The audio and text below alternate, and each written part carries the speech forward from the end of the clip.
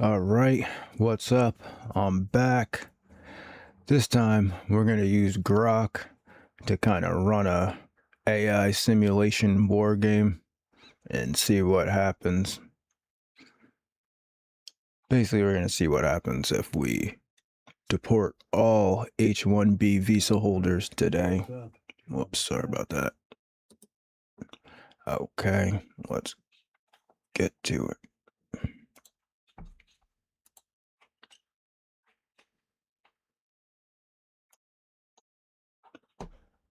All right.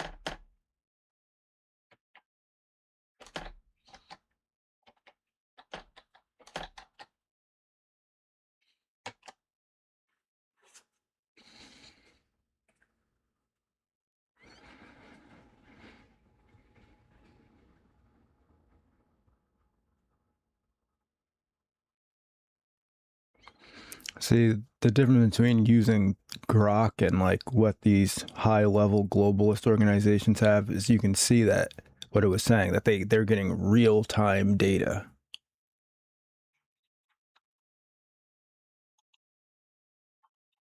Whoops, I clicked on the wrong.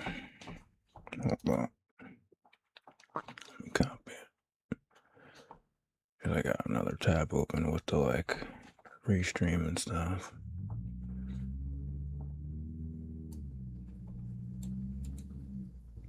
Whoops. Okay, here we go. For real this time.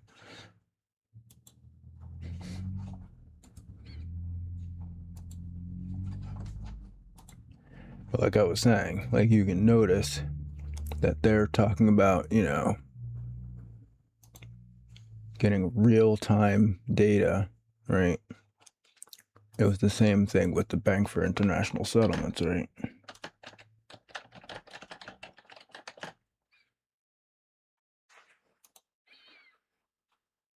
Right, with that AI article.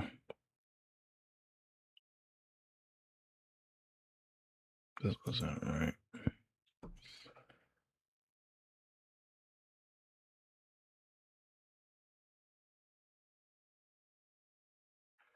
See, analyzing diverse data.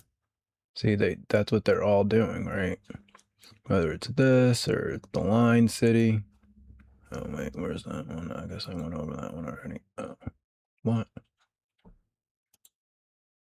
Oh, here we go. So, line city, right? Artificial intelligence, right? See, using artificial intelligence to monitor the system, predictive data models, right? So we're not really getting real-time information with Grok like they're getting. They're getting like real-time, up-to-date data that would show exactly what would happen, probably with like a map and like, you know, little nodes with people on it showing how they would move. Okay, what does it say? What does it say? Deporting all 600,000 to 730,000 active H-1b visa holders, mostly skilled workers in tech, engineering, and healthcare, would trigger an unprecedented economic shock. The H-1b visa holders contribute $86 billion annually, including $24 billion in federal taxes, and drive 50% of productivity. Oh my, what? Okay. First 1 to 3 months, chaos and contraction, mass workforce exit, the 600,000 people plus their 300,000 dependents, which is basically like 1 million people, close, slightly less, well, 900,000 people, but pretty close to 1 million people.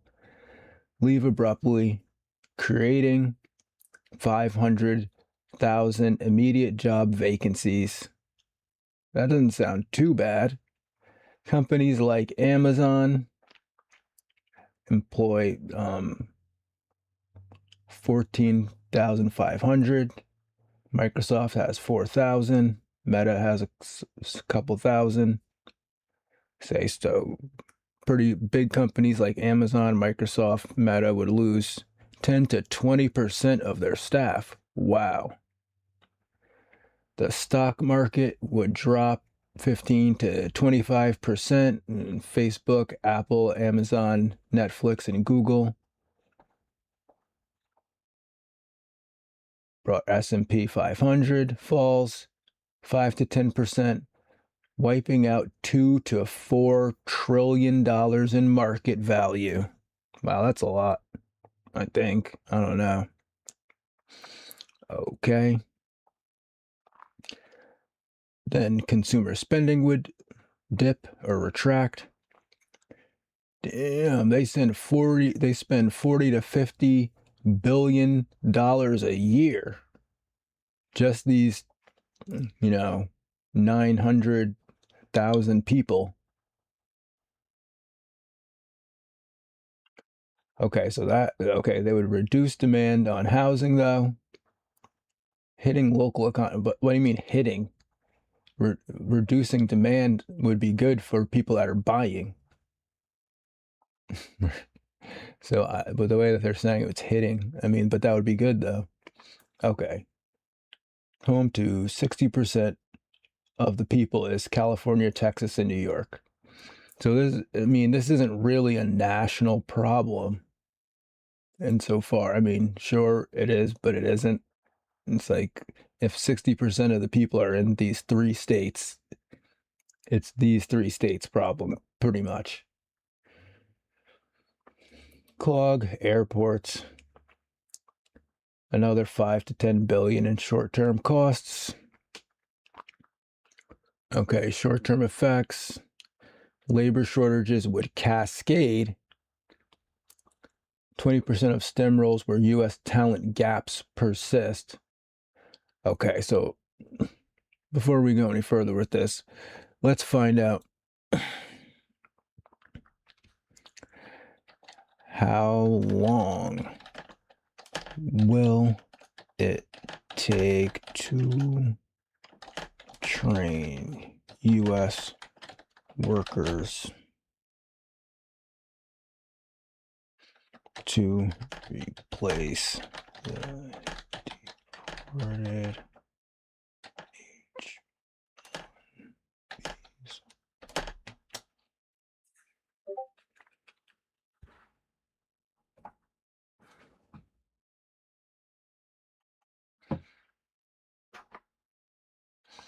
Searching the web.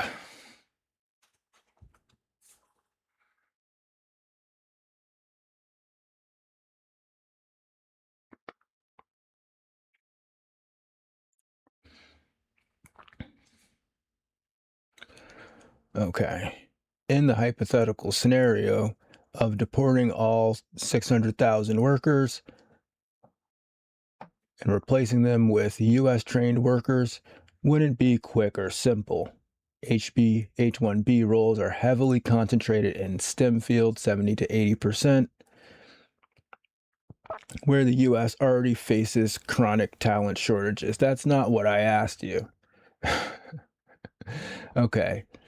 Based on data from boot camp outcomes, university pipelines, and upskilling surveys, reports half of workers intend to upskill in 6 months, but completion lags. Assumes starting from non-technical or junior backgrounds. Okay.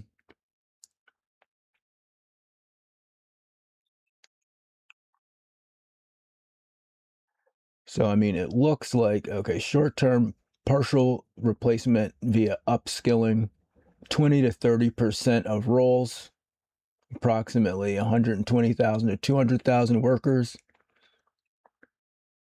That's in 0 to 2 years. So we could replace 30% of the H-1b visa holders with these type of upscale job boot camps where people, I guess, that are basically on their way to doing these jobs could be like sped through or something. Not sure exactly what that means, but you kind of get the gist of it.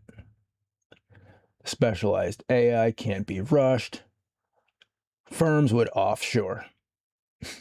So basically, if we deport all the H-1b visa holders that are pumping approximately, what is it?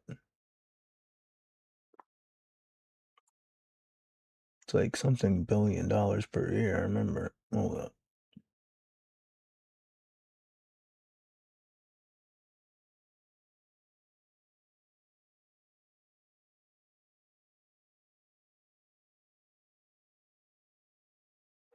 Wait, where did I read that the first time? Oh, consumer spending. Okay, so 40 to 50 billion dollars per year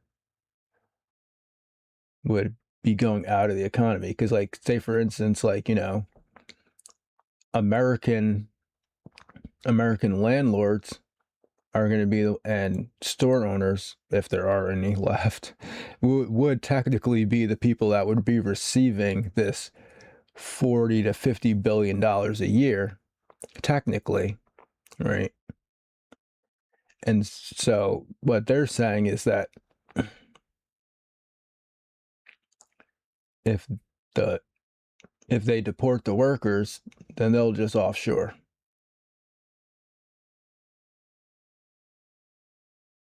Right. Wait, where was that? Okay, yeah, right here. See? So if they can replace like 20 to 30%, and then for the really high skilled stuff, they would basically just go to where you just deported the people to. And then our country would actually lose money.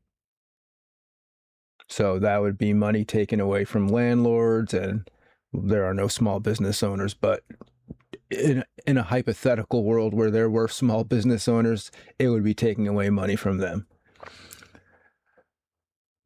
And that's so basically, really, the problem isn't the H-1B visa holders as much as the problem is that these major FANG level companies are allowed to offshore, right? Because even if we, this is what it's saying right here. It's like, even if we deport all of the H-1B visa holders tomorrow, all Apple would do is just build a factory where they live. All Microsoft would do is just build a factory where they live, right? So at least right now, Americans, hypothetically, I guess if you're like a landlord, you'd be getting paid by them. But I'm not sure about the small business. I'm sure they go to Amazon, Google, and all that to buy their stuff. So all the money's going right back to Google. Okay, so medium term, 2 to 5 years, scale via expanded apprenticeships and community college. Grads double to 170,000 per year, but only 50% enter tech. Okay, so it takes 4 to 8 years to yield people that can even do these types of jobs. So long-term full pipeline rebuild, bachelor's plus master's for most of these jobs. STEM would grow over a decade. So yeah, you can see that the visa holders themselves are a problem, but there's also the other problem of offshoring. So let's see what happens if they can't offshore.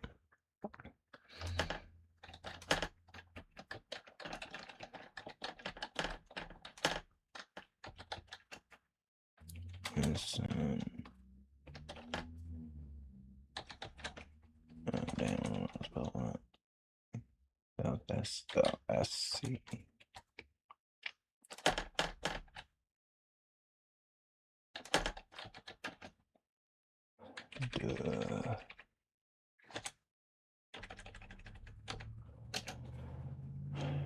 scenario. The major companies are not allowed to offshore.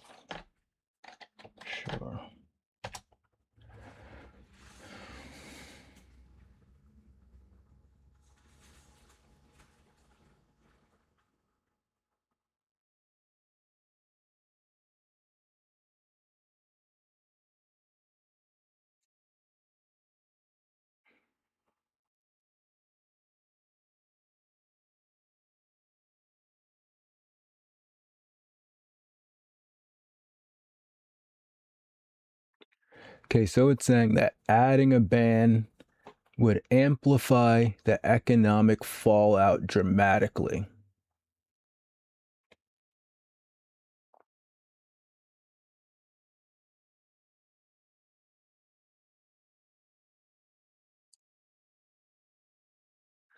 Okay. Immediate effects 1 to 3 months, acute paralysis. Without offshoring as a lifeline, companies couldn't quickly reroute work, leading to operational shutdowns. Workforce vacuum intensifies.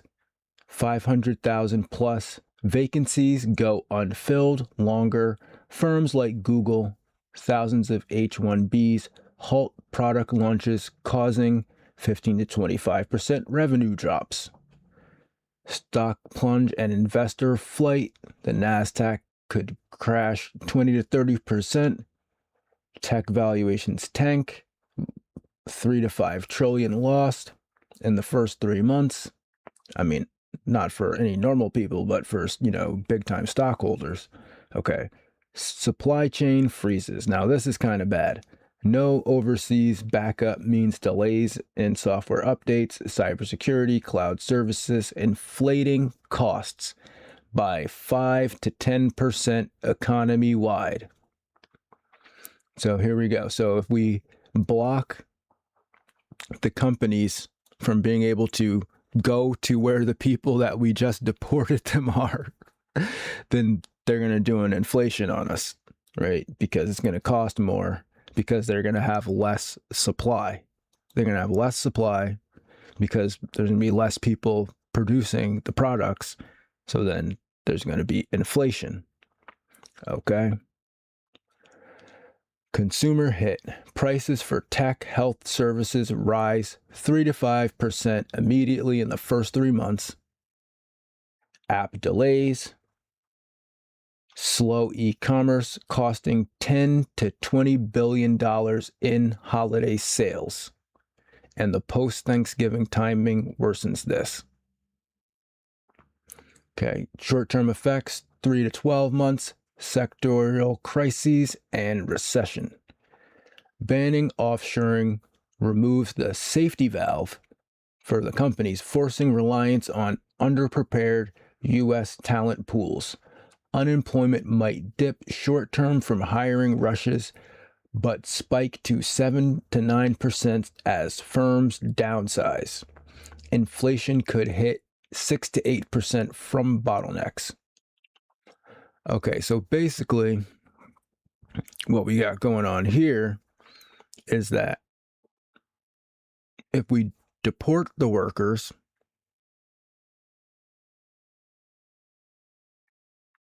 right, then we lose billions of dollars per year, right? Let me put this on a note card or something.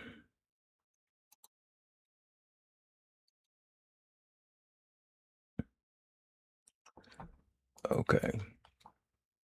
So if we deport the workers, then we get a consumer spending dip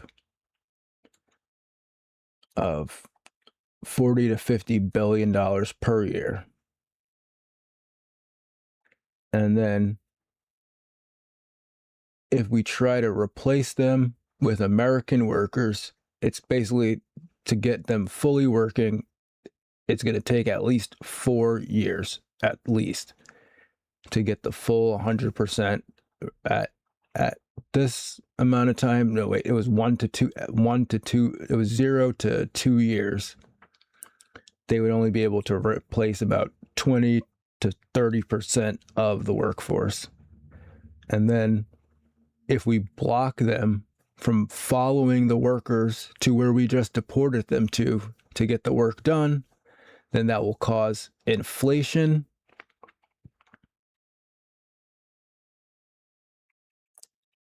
and delays.